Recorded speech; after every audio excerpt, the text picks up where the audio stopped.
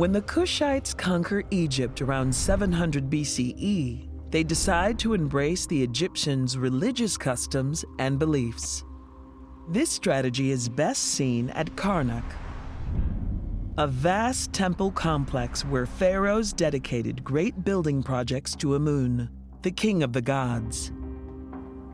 One of the monuments reveals a new and distinctive level of power for women in Egypt. It depicts two figures protecting a sacred tomb. On either side, the figures are facing outward as a way of protecting it.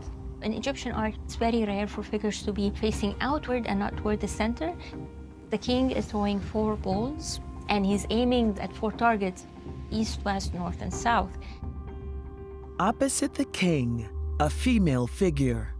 She's complementing his actions, asserting the royal dominion over the 4 extremities of the earth.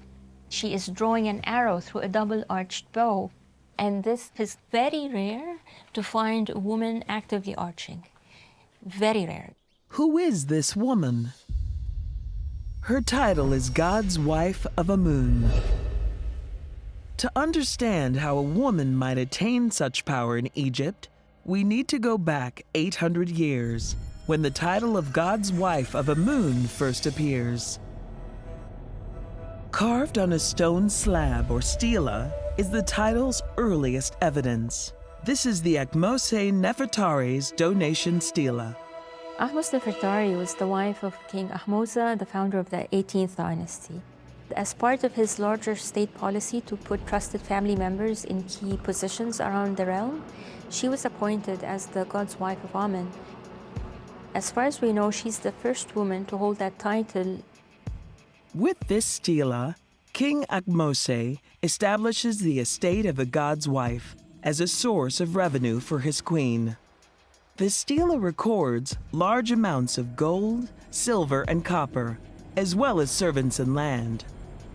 On the donation stela of Ahmose Nefertari, there is a very telling line. It says, "No future king shall ever revoke the estate of the god's wife of Amun." The women who held that title remained financially independent.